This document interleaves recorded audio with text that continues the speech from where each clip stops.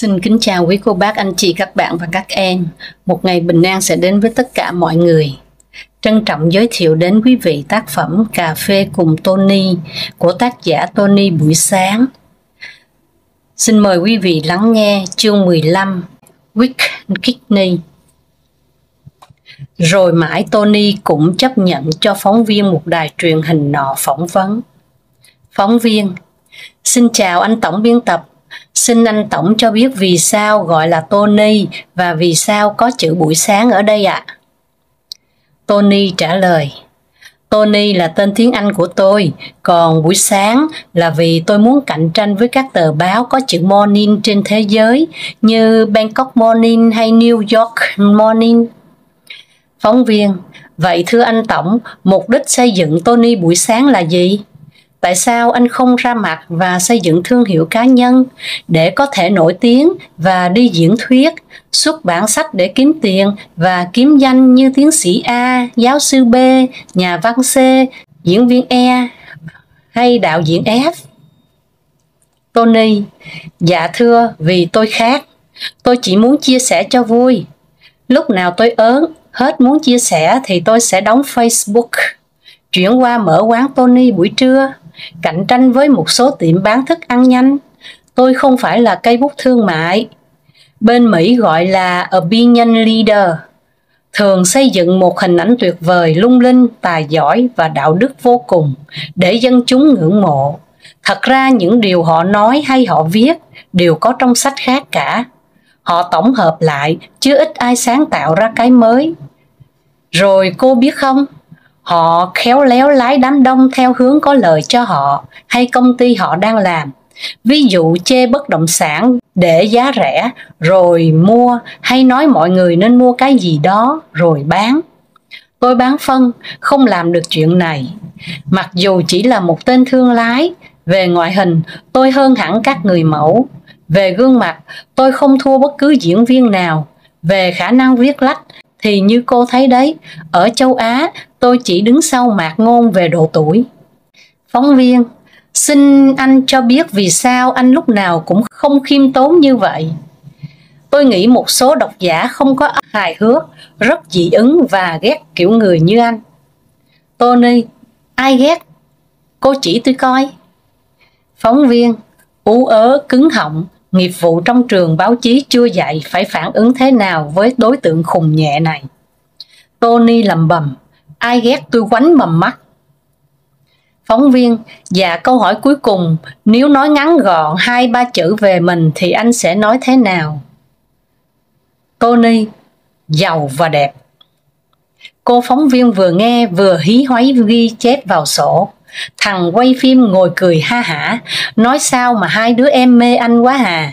Cười nhiều quá nên sau khi hai đứa nó đứng lên đi về, thấy something còn lại đọng ở dưới ghế. Cái này ngoài Bắc gọi là mót, ở miền Trung gọi là té, trong Nam gọi là són. Kết luận: tuổi trẻ bây giờ thận yếu. Ngày 26 tháng 8 năm 2013, Chuyện hạt chuyện hành. Tập 1, Quân cờ di động. Tốt nghiệp xong cấp 3, Tony cũng bon chen đi thi đại học. Thi vào một trường mà học sinh phải khảo sát được một bài hàm số, một bài tích phân tích đức, rồi tính số mol vừa đủ, rồi omega t cộng phi thì mới đậu. Nhưng giờ hẻm biết tính mấy cái đó để làm gì. Nhưng ai muốn học để làm giám đốc thì thời đó chẳng có sự chọn lựa nào khác. Lúc đi thi, thầy cấp 3 dặn là nó không giống thi tốt nghiệp đâu nha. Cho người ta coi bài thì người ta đậu, mình rớt ráng chịu.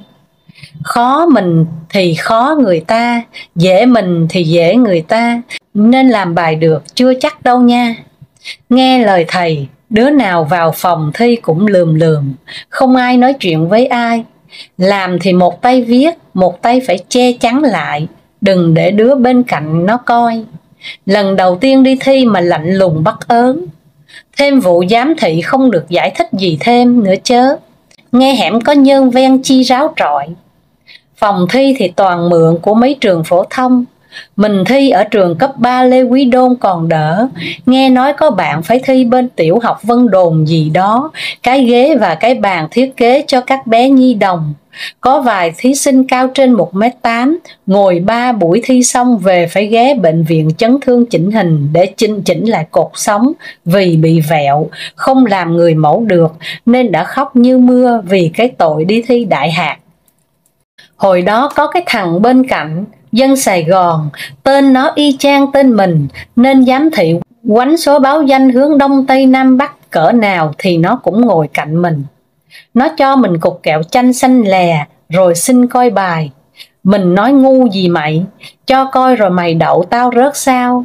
Nó nói hỏng sao, tao đi thi cho vui, vì vài bữa nữa má tao bán nhà đi Mỹ định cư luôn rồi. Kẹo chanh thì mình có ăn rồi, nên hỏi nó chứ nhà mày có vòi sen để tắm không? Nếu có thì chút nữa tao về cho tao tắm một cái thì tao cho coi. Mình hồi nhỏ đến lúc đó chỉ thấy trong phim nên thích tắm thử cho biết. Nó nói được nên mình tháo bàn tay trái đang che bài ra cho nó copy liền. Bởi cái tật ham tắm vòi sen nên thằng này cũng đậu điểm ngang ngửa với mình. Vô hạt được đâu một hạt kỳ thì nó đi Mỹ thiệt. Chứ nó mà hạt luôn tới 2 năm thì thế nào Tony cũng tổ chức chặn đường quánh, lột áo quay phim tung lên mạng cho chừa cái tội dám lừa Tony. PS xuống tông. Bạn ơi, giờ mình mất liên lạc với bạn rồi, mình có qua Mỹ mấy lần, cũng có nhìn xung quanh nhưng hẻm thấy bạn. Nếu bạn có đọc được bài này thì nhắn cho mình qua Facebook nha, để nhận những món quà xinh xắn. Tập 2, trời xanh qua kẽ lá. Vào hạt mới choáng ngợp trước cái hạt hồn, tức là học hàm, và hạt vị của các thầy cô. Thấy ai cũng ra giáo trình có các ký hiệu PGS, GS, TS, PTS phía trước tên riêng, làm học trò ngưỡng mộ quá đổi. Do yếu tố lịch sử khách quan, phần lớn được đào tạo ở Đông Âu và Liên Xô với các phân loại hạt vị khác. Về nước, một số thầy cô với tấm bằng phó tiến sĩ, nghe nói học lâu hơn thạc sĩ nhưng chưa tới mức của tiến sĩ. Nghe nói bỗng dưng ngủ một đêm thức dậy trở thành tiến sĩ với chương trình hợp pháp hóa tiến sĩ theo nhu cầu đổi mới. Vì liên kết với Anh, Pháp, Úc, Mỹ, phó tiến sĩ không có cấp tương đương để trao đổi hạt thuật, nên nước ta không còn phó tiến sĩ nữa. Các bác tiến sĩ cũ vội vã đi in lại nem khạc mới, tên gọi tiến sĩ khoa học. Quyết không đồng sàng dị mộng, nhiều thầy cô tranh thủ học thêm ngoại ngữ nên nắm bắt và đọc được các giáo trình bằng tiếng Anh, trở thành các cây đa cây đề, được nhiều sinh viên tôn trọng và yêu mến. Một số giảng viên khác đuối quá nên thôi phân công gì giảng đấy. Nhiều lúc cũng không rành lắm về vấn đề họ giảng, nên nếu bị sinh viên chất vấn ngược thì sẽ dùng quyền lực cả vú lấp miệng em mà trả lời, khiến sinh viên hết sức sợ hãi. Lên trường nghe thông báo nghỉ học do bữa đó cô bệnh là đứa nào đứa đấy mừng hết lớn, liền tổ chức đi câu cá hay coi cò ở vườn cò. Dù giáo trình khá tiên tiến nhưng phương pháp dạy và học vẫn thụ động. Sinh viên vào ngồi chờ thầy đến, nói gì nghe đấy, đọc gì chép đấy. Các thầy cô trở thành các phát thanh viên với những giọng đọc truyền cảm, và các sinh viên là các tay chép chuyên nghiệp sau 4-5 năm. Sinh viên hào hứng được 15 phút là gục ngã xuống bàn và ngáy vang như sấm. Giảng đường là các nghiêm trường khổng lồ với những lời thỏ thẻ qua micro ru ngủ ngon giấc hàng ngàn sinh viên bao thế hệ. Rồi ngủ mãi cũng phải có ngày bạn đập dậy, dậy đi, tới ngày tốt nghiệp rồi. Chu cha mừng húm, nói ủa tốt nghiệp rồi hả mày? Vài đứa hạt giải thì bảo vệ lựng ven, còn lại là thi tốt nghiệp. Tony cũng nằm trong danh sách được bảo vệ vì hạt giỏi. Các luận văn cử nhân thường là các công trình sao chép công phu từ khoa này sang khoa khác, khóa này sang khóa khác, nên giờ thú thật không nhớ đề tài mình viết về cái gì nữa. Ngày ra trường, xúng xính quần áo tốt nghiệp, đứng cho ông thầy cầm cái dây nhợ đang treo lòng thòng trên mũ, hất từ bên trái sang bên phải, thế là thành cử nhân. Mình tức cười nhưng không dám, vì ổng nói đây là không khí trang nghiêm, đứa nào cười thầy quánh chết. Sau khi xuống sân khấu, đứa nào đứa nấy cũng tranh chụp hình, đứng ẹo qua ẹo lại trước cổng trường thiệt là dễ thương. Giống bên Tây, chỉ thiếu bãi cỏ để nằm xổm xoài xuống.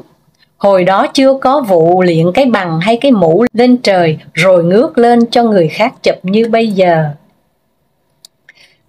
Ông cử, bà cử, sản phẩm của dây chuyền thiết bị cũ mới không đồng bộ, vừa vui vẻ hỉ hả xong, phải đối mặt với thách thức đầu tiên, tìm việc. Gia đình quen biết gửi gắm thì còn đỡ, còn đứa tứ cố vô thân như mình thì suốt ngày lên báo Tuổi Trẻ, báo mua và bán, đọc coi có ai tuyển dụng thì lật đật mang hồ sơ đến. Nhưng hồ sơ nộp cả chục cái mà hẻm có ai gọi, sau này mới biết là vì viết thư xin việc mà giống nhau như đúc, vì thói quen sao chép. Phỏng vấn thì "Oh sorry, I'm so sorry", nghẹn ngào nói không nên lời nên nhà tuyển dụng không biết ý nó sao. Cuối cùng mình may mắn tìm được việc làm, vì một đêm uống cà phê bị thức trắng, bèn sáng tạo chèn một bông hồng ngay vào chỗ "To whom it may concern", do mới học kỹ năng insert trong Word. Rồi viền quanh thư xin việc với bay border nữa chớ, hình các em bé nắm tay cầm ly kem, in màu đỏ rực rỡ. Nhà tuyển dụng vừa thấy là gọi điện thoại mời phỏng vấn ngay. Chị nhân sự nói, lúc chị nhận hồ sơ của em, cả công ty từ giám đốc đến lao công phấn khởi lắm, vì nói thằng này biết chèn bông hồng và viền cái trang trong CV nè, chắc là nhân tài đây. Thế mới biết nhân tài là phải tỏa sáng đúng lúc. Nhưng vô được mấy bữa thì mới ôi thôi, cái gì nó cũng không biết, lại tinh tướng, nói mình hạt chính quy giỏi giang, nói không nghe, cứ nghĩ cỏ ở đồi khác thì xanh hơn, nên cứ nhấp nhõm nhảy việc. Ông giám đốc biết nên đuổi việc luôn cho nhanh. Tony thất nghiệp, hẻm biết làm gì nên hạt cao hạt, tức thạc sĩ, và chuẩn bị tiến tới hạt tiến sĩ, luôn cho đủ 25.000 tiến sĩ. Chỉ tiêu của nước ta đến năm 2020 nên hạt tiến sĩ cũng dễ, đăng ký thi là đậu nếu tiếng Anh không quá tệ. Tập cuối, hãy trả lại tên cho em. Lên cao học, vừa nghiên cứu sinh, thấy 1/3 học viên là thất nghiệp không biết làm gì, bèn đi học. 1/3 là sự o ép của gia đình, toàn ông cha bà mẹ nói tao hạt ít, mày hạt được thì tới luôn bác tài, tao nuôi. 1/3 còn lại là muốn có bằng cấp để làm cái gì đó. Cũng có người đam mê khoa học nhưng ít coi như con số epsilon, không đáng kể. Lớp chia 2-3 phe để không trượt trong các kỳ thi, các phe tận dụng tối đa thế mạnh của mình. Ai có X dùng X, ai có Y dùng Y, ai không có XY thì dùng Z. Ông thầy hướng dẫn của mình suốt ngày thích hớt tóc ráy tai, nên nhóm mình 3 đứa phải thay phiên đưa ổng đi ráy tai ở chung cư gì đó ở đường Trần Quang Diệu, quận 3. Đi riết rồi lúc mình đưa đề tài nói thầy ơi em làm đề tài này được không, ổng chửi quá trời. Đề tài của Tony định làm là kinh doanh hớt tóc ráy tai trên địa bàn quận 3, thực trạng và giải pháp. Thì suốt ngày vô đó mà có biết cái gì khác mô. Rồi cũng tìm ra được một đề tài để viết. Kiểu cử nhân thì phân tích công ty A, thạc sĩ sẽ phân tích tổng công ty B, tiến sĩ thì là phân tích ngành C. Luận ven thạc sĩ của mình bị hội đồng mổ xẻ có tới 14 điểm yếu, chỉ có 3 điểm mạnh là phông chữ to dễ đọc, bìa vàng gắn lò xo và học viên đẹp trai. Trình bày lôi cuốn, tất cả đều vinh quy, với các luận án, đề tài cả hội đồng thống nhất đánh giá là có thể ứng dụng thực tế. Trong ngăn thư viện cả 100 năm vẫn còn như mới. Hôm gặp một chị kia, trước là cán bộ giữ thư viện và là hôn thần của nhiều sinh viên, giờ bỗng dưng trở thành thạc sĩ y khoa. Chị tươi cười bảo đề tài luận ven của chị là thống kê tình hình mắc bệnh ỉa chảy của cư dân vùng Đồng Tháp 10 từ năm 2000 đến 2005, tầm nhìn 2020. Mình hỏi thế chị là thạc sĩ toán học thống kê à? Chị chặt lưỡi. Thống kê là thống kê thế nào? Thạc sĩ y khoa hẳn hoi nhé. Các thầy trong trường, trong viện cả, lên đây mượn sách quen chị hết. Mấy thầy thương chị ngần ấy năm lặng ngập trong việc phân loại sắp xếp đống tri thức ngồn ngộn kia, lại sắp về hưu rồi. Có hạt hòm, hạt vị thì lương hưu cao một chút, nên kết quả toàn là 9,5, 9,5 và 9,5. Dấu ấn sinh viên 96.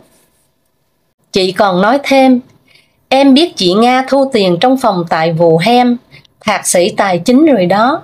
Đề tài của chị ấy là một số giải pháp phân biệt tiền giả tiền thật khi sinh viên đóng tiền hạt phí.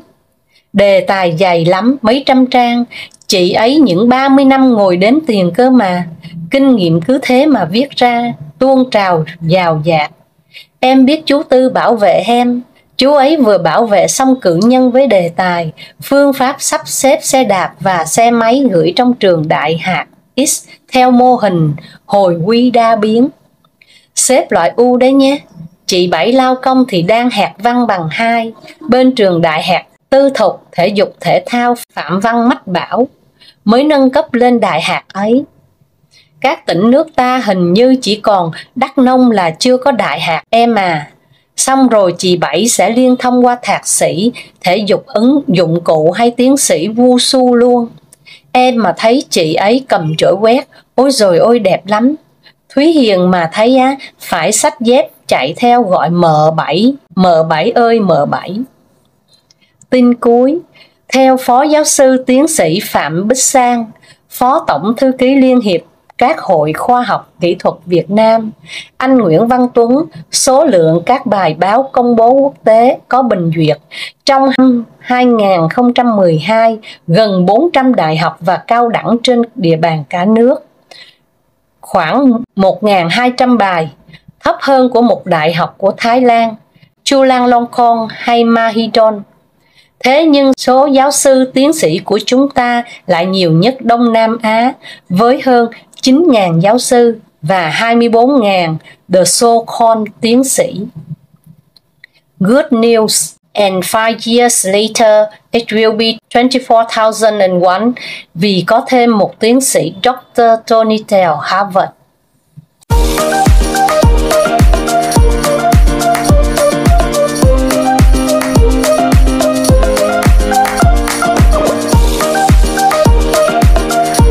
Chương 16. Chuyện hát, chuyện ca. Người ta nói nhiều về vai trò của âm nhạc trong đời sống con người, đặc biệt là dân Việt. Một dân tộc yêu ca hát đến nỗi quán karaoke nhiều hơn thư viện hay nhà sách. Hiếm có tiệc tùng nào tăng 2 không phải là hát karaoke, và tăng 3 cũng là hò chèo thuyền mái đẩy trong nhà nghỉ. Trên TV tràn ngập các cuộc thi âm nhạc, và trên không gian ảo lẫn không gian thật, đâu đâu cũng nói về Trần Lập, Hồ Ngọc Hà, với đủ mọi lời bình thể hiện sự quan tâm cao nhất. Ít ai nói về học hành thi cử, ít ai nói về sản xuất kinh doanh. Hiếm thấy ai trên Facebook 1.000 friends của mình mà toàn là trí thức mới ghê. Nói về sách này hay sách kia, các status update phần lớn là hôm nay ca sĩ này hát hay quá, ca sĩ kia hát dở quá, hôm nay chán quá. Ít ai tự nghĩ ủa sao cũng con người mà dân Hàn Quốc say sưa đọc sách, say sưa nghiên cứu và say sưa làm việc. Rồi họ bước chân ra đi với câu giới thiệu tôi là người Hàn Quốc và cả thế giới thán phục. Phần lớn các nước đều miễn visa cho họ, muốn đi đâu thì đi. Phần lớn thời gian của thanh niên Việt Nam bây giờ, kể cả trí thức, tạm gọi là những người tốt nghiệp đại học là trí thức, gắn liền với việc nhìn vào cái máy laptop hay cái iPad hay iPhone. Hàng ngày họ vẫn say sưa về giọng hát Việt, thần tượng Việt, tài năng Việt, mà chủ yếu trong đó chủ yếu là hát hò, đi tìm tài năng Việt Nam đây sao. Tài năng của cả một đất nước là việc nuốt kiếm vào cổ họng hay hát một bài nghe giống ca sĩ nước ngoài, càng giống càng tài năng. Họ không quan tâm đến ngày mai tiền đâu đi chợ, giá cả sẽ tăng thế nào, làm thế nào để tăng thu nhập, ra đường làm thế nào không bị tai nạn giao thông, ăn uống thế nào để không ngộ độc, học hành thế nào để ra trường biết làm việc và kiếm được việc làm. Có ai quan tâm 60.000 cô dâu Việt ở Hàn Quốc và cũng con số tương đương ở Đài Loan, đều là con rồng cháu tiên mà ngậm ngùi đến thế. Và đến Mã Lai hay con phố Geylang ở Singapore, không khó để nghe tiếng mình vang lên giữa khu phố đèn đỏ ấy. Đến độ hải quan hai nước này, cứ phụ nữ Việt Nam sang du lịch thì phải chứng minh có 1.000 đô trong túi để tránh đi làm gái. Hàng vạn cu li nói tiếng Việt bán mồ hôi quần quật trên những công trường, dưới cống, trèo cây, lau nhà cao tầng. Những chỗ nguy hiểm, dân bản xứ chê không làm. Một ngày quần quật, đêm về nhớ quay quắt vợ con ở quê nhà hình chữ S. Cả đến khoản nợ mấy ngàn đô vay để thế chấp đi lao động, canh cánh bên lòng. Và mấy chục triệu còn lại ở quê vẫn đêm đêm hướng lên màn hình, vui vẻ cho những trò lố lăng vô bổ, thích thú với những màn lộ hàng, khoe thân rẻ tiền, hay nhắn tin khí thế để làm đầy túi của một công ty giải trí nào đó.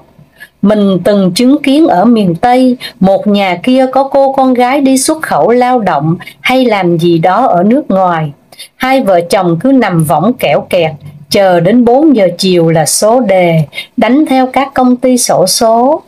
Cứ mỗi lần kẹt tiền thì Út, mày viết thư gửi chị hai mày, nói chị hai mày gửi về cho ba một ít sữa cái trái, cái hiên. Đủ các lý do để xin tiền. Ai biết những chị hai bên kia cày chết mẹ luôn, cực khổ hay đau ốm gì cũng không dám nói. Nên bên Việt Nam tưởng đi nước ngoài là đi hái tiền như hái lá ổi, cần là bảo gửi về. Sau một ngày mưu sinh vất vả, đêm về những chị hai ấy nước mắt cứ tuôn trào vì thương phận mình. Rồi nhớ nhà, nhớ quê, nhớ dòng sông Lục Bình trôi tím ngắt, nhớ mỗi hoàng hôn bìm bịp lẻ bạn kêu tha thiết đến nao lòng. Vai trò của âm nhạc thật là to lớn.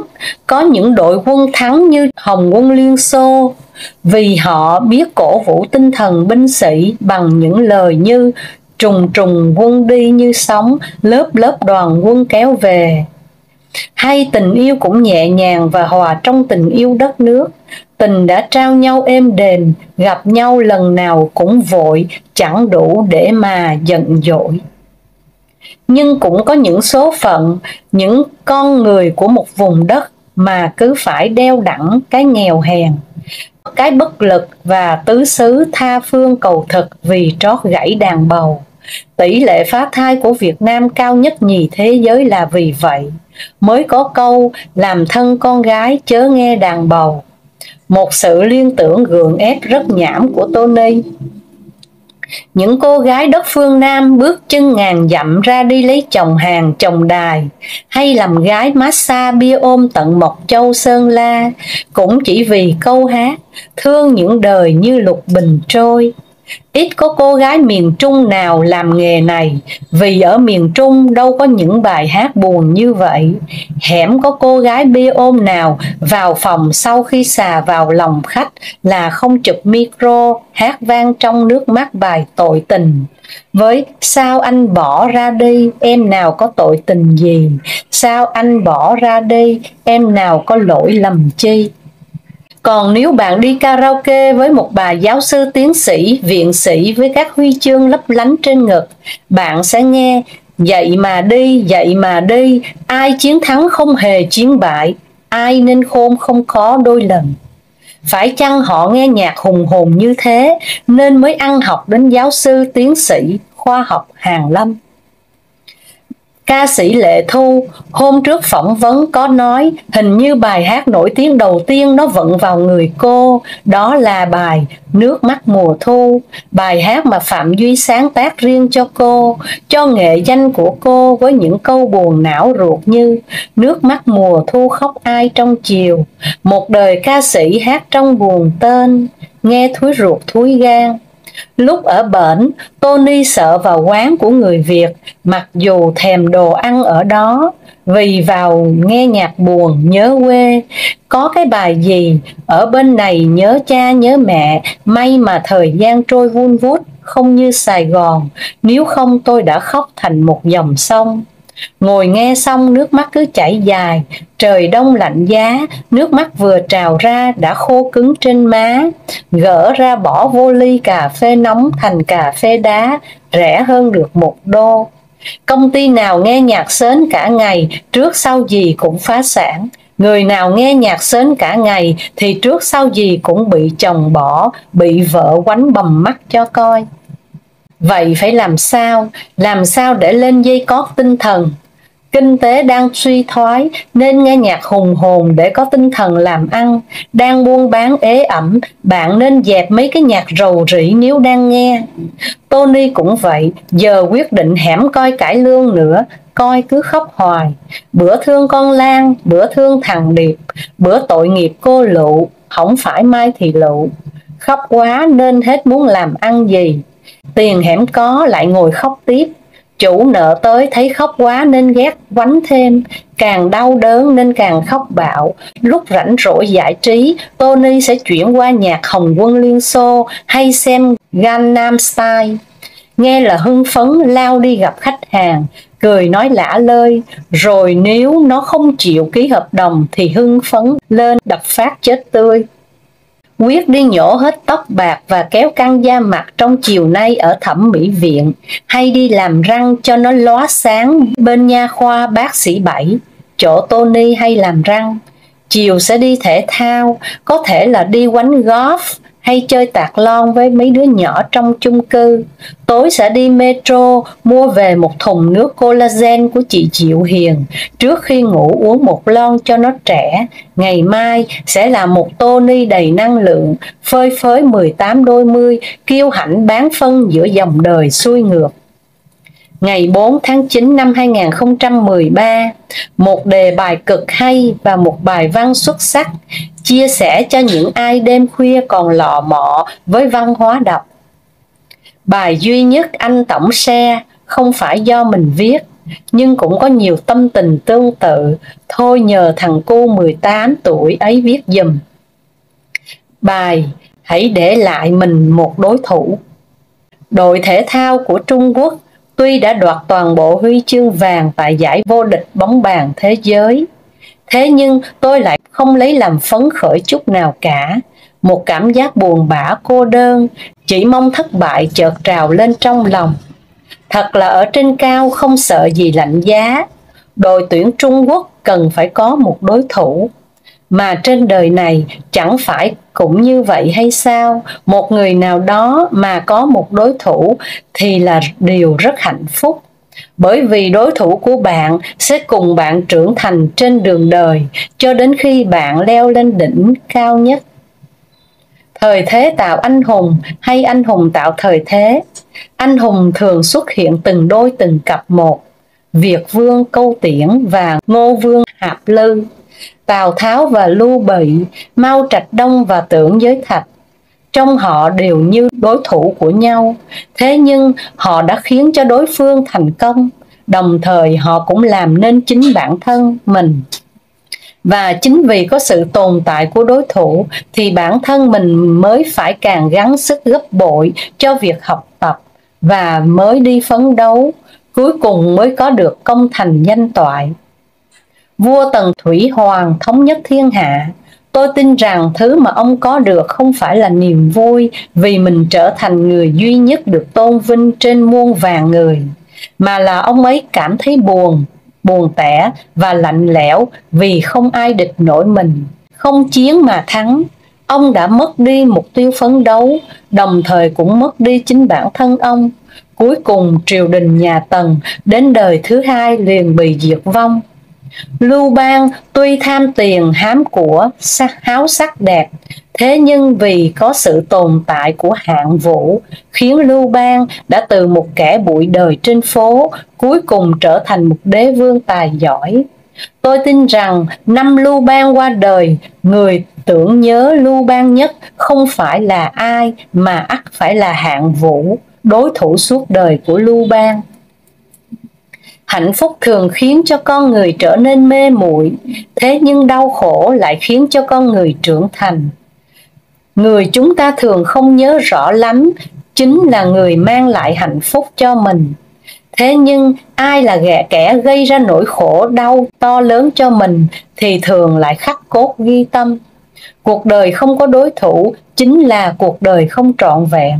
Mỗi khi tôi đọc cuốn Khang Hy Đại Đế thì dường như trông thấy hình ảnh vua Khang Hy chúc rượu trong bữa tiệc. Thiên Thọ, tôi thường cảm động đến nước mắt lưng tròng. Nhà vua chúc 3 bát rượu thứ nhất kính dâng cho Hoàng Thái Hậu Hiếu Trang, bát rượu thứ hai kính dâng cho các vị công thần, đến bát rượu thứ 3, Ngài nói như thế này: bát rượu thứ 3 này trẫm kính dâng cho kẻ thù đã chết của trẫm, Ngao Bái, Ngô Tam Quế, Trịnh Kinh, Cát Nhĩ Đan, còn có Thái tử Chu Tam nữa. Họ đều là những anh hùng hào kiệt, chính họ mới là người tạo nên trẫm đây. Họ đã ép buộc trẫm lập nên công trạng vĩ đại. Trẫm căm ghét họ nhưng lại kính trọng họ. Ôi, đáng tiếc làm sao, họ đều đã chết cả rồi. Trẫm buồn tẻ biết nhường nào. Trẫm không chúc họ chết đi một cách bình yên, mà chúc họ kiếp sau sống lại thì vẫn làm kẻ thù của trẫm. Thật là hào phóng biết nhường nào, thật là bất khuất làm sao. Từ xưa anh hùng nhiều trắc trở, muôn vàn hiểm trở, cuối cùng cũng như sâu tầm từ trong kén chui ra. Hãy giữ lại một đối thủ cho bản thân mình, hãy để lại cho mình một mục tiêu phấn đấu, hãy để cho bản thân mình mãi mãi dạt dào sức sống. Hãy chúc phúc đối thủ của mình, chính vì có họ bạn mới có thể giành được vẻ vang của ngày hôm nay. Hãy quý trọng đối thủ của mình, bởi vì rồi có ngày bạn sẽ phát hiện ra vai trò không thể thay thế được của họ lại ngự trị trong lòng bạn. Chúng ta không làm người cầu mong thất bại một cách cô đơn. Chúng ta là những hảo hán bằng xương bằng thịt. Chúng ta kính trọng đối thủ của chúng ta, để đối thủ và chúng ta cùng nhau tiến bộ, cùng nhau trưởng thành. Tất cả chúng ta đều sẽ tiến tới có được một mảnh trời xanh thuộc về chính bản thân mình. Bài này trích từ bài văn đạt điểm tối đa của học sinh Bắc Kinh mùa tuyển sinh năm 2011. Đề bài: đọc tài liệu cho sẵn dưới đây, làm bài theo yêu cầu. Sau khi kết thúc giải vô địch bóng bàn thế giới Rotterdam, giáo viên và học sinh cùng nhau thảo luận.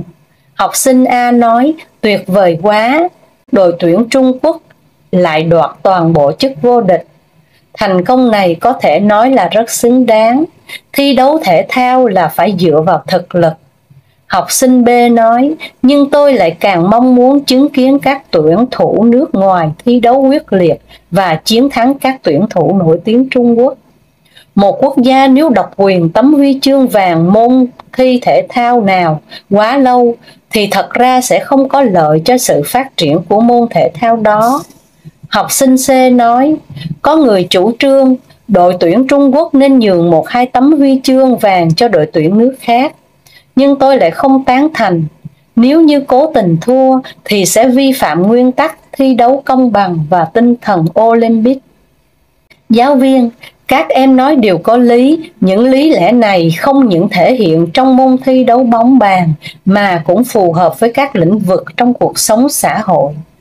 Yêu cầu: dựa vào tài liệu cho sẵn trên đây, mời anh chị tự lựa chọn góc độ, tự đặt tiêu đề, liên hệ với thực tế, làm bài văn trên 800 chữ, ngoài thơ ca ra, không giới hạn về thể loại. Ngày 7 tháng 9 năm 2013, Teleself. Những năm cuối đại học, Có lần mình theo chân cô bạn hết sức xinh đẹp và lanh lợi cùng lớp tên VA đi làm telesales, tức bán hàng qua điện thoại cho khách sạn Grand.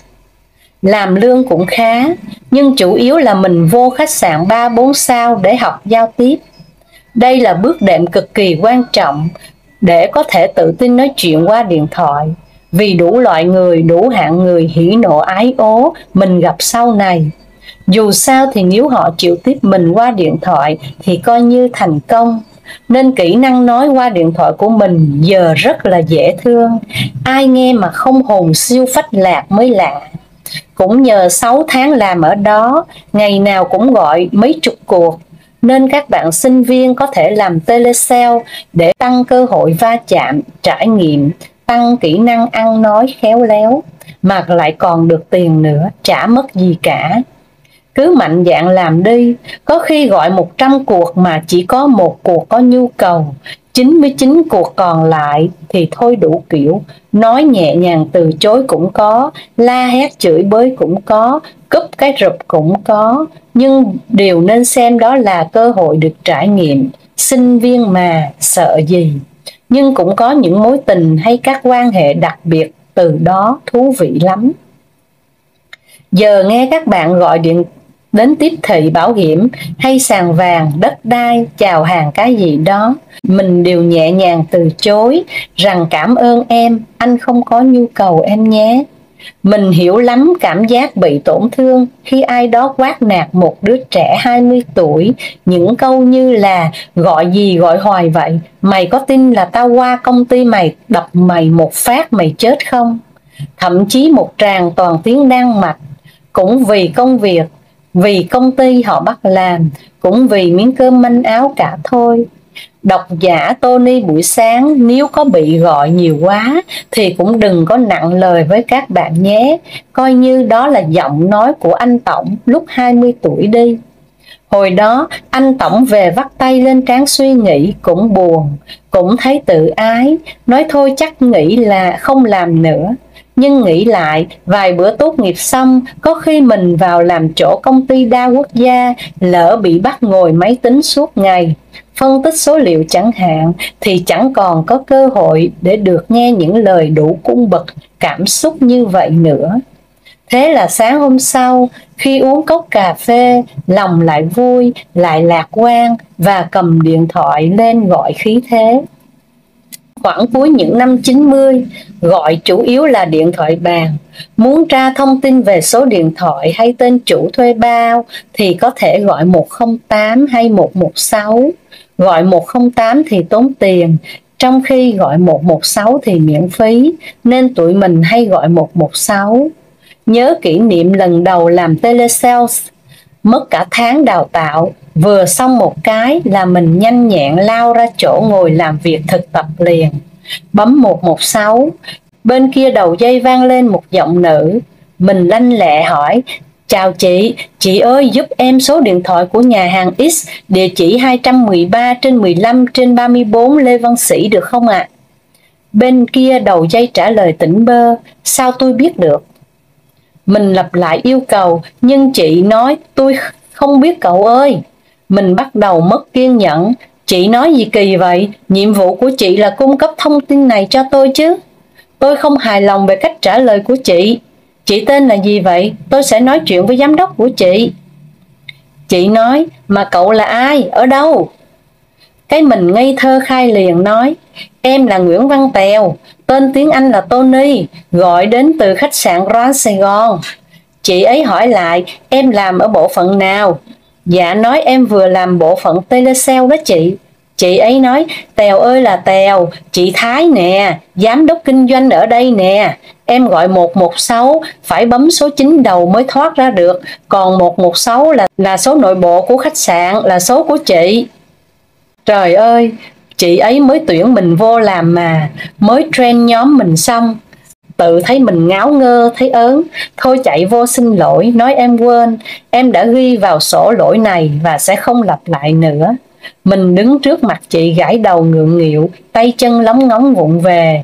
Chị nói: khi 20 tuổi người ta được phép sai lầm vì nhiệt tình quá. Chị ấy khen sinh viên kinh tế ngoại thương như tụi em sao thiệt thà dễ thương và nói để chị đề nghị kế toán mai tăng lương cho em và Vân Anh ngang. Mình nói dạ, hết. Ngày 14 tháng 9 năm 2013, chuyện thơ chuyện thẩm. Làm thơ nói chung là khó. Theo quan điểm của Tony thì làm thơ khó hơn viết văn. Viết văn thì chỉ nắm được ngữ pháp và diễn đạt, sau đó cứ để mạnh cảm xúc trôi theo dòng chữ. Còn làm thơ phải vừa có vần có điệu, nói ít nghĩa nhiều, nên thường một số nhà văn không có khả năng làm thơ và ngược lại. Tuy nhiên nhiều người có khả năng vừa viết thơ vừa làm văn, và cả hai đều dở như nhau. Ví dụ như Tony. Làm thơ đòi hỏi tư duy logic và toán học, nên các con của các nhà thơ được cho là thông minh hơn con của các nhà văn. Không có kiểm chứng, cái này Tony tự nghĩ nha. Các vĩ nhân trên thế giới, họ có khả năng làm thơ siêu phàm. Thường họ yêu thơ và có thể làm thơ, hay đề thơ trên vách núi kiểu: ô hay, buổi sáng hôm nay, anh Nguyễn Văn Tèo đã đến đây. Nhưng không hiểu sao mấy chỗ di tích lại không cho viết. Nói không được vẽ bậy lên tường, chứ không thì từ chùa Một Cột đến bia Văn Miếu đều chi chít thơ là thơ. Một người chỉ huy cũng nên có tố chất đó, ngoài IQ cao ngất để nắm bắt công việc nhanh chóng, chỉ số EQ cao giúp họ thành công trong đối nhân xử thế. Bạn hãy yêu thơ nếu bạn muốn làm sếp nhé. Thơ Việt Nam vốn chịu ảnh hưởng của thơ Trung Quốc, đặc biệt là thể loại 7 chữ 8 câu, thất ngôn bát cú hay 5 chữ. Có loại thuần Việt như song thất lục bát hay lục bát, tức câu 6, câu 8 mà truyện Kiều là một kiệt tác. Luật thơ lục bát không khó, chỉ việc chữ thứ 6 của câu 8 phía dưới phải trùng với chữ thứ 6 của câu trên, và chữ thứ 6 của câu tiếp theo phải vần với chữ thứ 8 của câu trước. Ví dụ dăm câu lục bát hồi Tony mới học làm thơ nhé, lúc học lớp 6. Lao sao em bé lao sao mực tím với bao nụ cười, lao sao trang sách mở rồi, lao sao đồng lúa bầu trời mênh mông, lao sao một chút nắng hồng. Các vần phải gieo chính xác như ao ong, và cũng có những vần đặt cách như cười rồi trời, cũng được xem là hợp lệ vì có thanh bằng. Bằng là dấu huyền và không dấu, các dấu khác là trắc. Kiểu cỏ non xanh tận chân trời, cành lê trắng điểm một vài bông hoa, thì chữ trời và chữ vài ở đây cũng được xem là hợp lệ, còn nếu chuẩn là phải một vời bông hoa. Sau này thơ Pháp và thơ các nước khác du nhập vào, xuất hiện thơ tự do. Bằng trắc khá phóng khoáng, vần điệu nghe nó trơn tru là được. Tuy nhiên, dân mình vẫn thích thơ cổ điển hơn. Gần đây, phong trào làm thơ diễn ra nô nức. Nhà nhà làm thơ, người người làm thơ, dư ăn dư uống rồi, thơ là thú vui tao nhã, sang trọng. Doanh nhân sau khi có chút tiền, kẻ ra tự truyện, kẻ viết sách, kẻ làm ca sĩ, kẻ làm thơ. Thơ của họ đọc lên nghe nhức nhối chuyện thu chi nợ nần, mua bán sáp nhập. Rồi các bác hưu trí cũng bị lừa vào câu lạc bộ yêu thơ, phải đóng mấy chục triệu một bác để cùng nhau xuất bản, mà đọc lên na ná thơ của cụ Nguyễn Trãi, Nguyễn Du. Nhưng xuyên suốt toàn bộ cuốn sách toàn là chuyện đánh cờ, nuôi chim. Tội nghiệp các cụ, để dành tiền hưu trí không dám ăn dám mặc. Lâu lâu có một cậu ở Hà Nội xuống khua môi múa mép là các cụ móc ra hết để xuất bản thơ. Mình thấy ngoài bìa ghi là tuyển tập thơ tổ hưu. Mình nói chắc lỗi đánh máy rồi. Các bác nói không, thơ của các cụ trong tổ hưu trí đấy. Có lần Tony được tặng tập thơ là sáng tác của các chị trong câu lạc bộ múa quạt và chơi cầu lông huyện X. Em đọc thử xem tụi chị viết có thua kém chị Hương, chị Quang không? Chị Hương tức là Hồ Xuân Hương và bà huyện Thanh Quang đó. Chị hội trưởng bảo. Tony đọc thấy buồn cười nhưng không dám nói. Chị giả lả, chắc tầm của em chưa lĩnh hội được hết chị ơi. Để về em đọc kỹ lại. Mấy chị nói em không hiểu thì ai hiểu, bèn hùng tiền ép Tony vào nhà hàng ăn uống. Nói để tụi chị phân tích cho em thấy, em mà không mê thì thôi. Ví dụ một bài Trăng sáng vườn chè, để em thấy chất văn học trong dòng thơ của huyện chị nhé. Đêm nay trăng sáng vườn chè, gặp thằng mất dạy nó đè trụy ra. Ban đầu trụy tưởng nó tha, ai ngờ nó nhét mã cha nó vào. Các bài khác cũng tương tự, Tony nghe xong thì lạnh xương sống, toát mồ hôi tuôn ra như thác. Mấy chị nói đó là tiếng kêu phản kháng của phụ nữ vùng Trung Du trước vấn nạn 5 dấu sắc, mà dấu sắc hiếp là nhức nhối nhất. Hóa ra thơ thời đại nào cũng mang hơi thở của xã hội thời đại đó. Dù ý chưa thanh thoát lắm, nhưng Tony khen các chị gieo vần thế là chuẩn. Mấy chị sướng tê tái, thế là nồng nợn được các chị gấp nia nịa vào bát của Tony. À, nói mới nhớ, có lão bạn mình làm doanh nhân doanh nhéo gì đó, có tiền nên suốt ngày chỉ quanh góp và làm thơ thôi, để đời nó nể. Nhưng khổ nổi thơ của anh ấy gieo vần cứ tréo ngoe cẳng ngỗng, đọc lên nghe tức anh ách. Bạn nghe thử nhé, thơ Lục Bát miêu tả một người chị yêu dấu nào đó của lão. Chị ngồi dáng vẻ bồn chồn, hỏi ra mới biết cái lưng chị đau. Đưa cho anh nhà thơ y gốc Quảng Nam để góp ý. Ổng buộc miệng chửi thề nói, gieo quần chi mà lọa rứa bay, bồn chồn mà lại đi với cái lưng được à? Lẽ nào không được. Chương 15-16 của tác phẩm Cà phê cùng Tony xin được phép dừng lại ở đây. Hẹn gặp lại quý vị vào lúc 5 giờ 30 sáng trên kênh Cô Khanh đọc truyện và lúc 20 giờ trên kênh Truyện Mới Mỗi Ngày. Xin chào.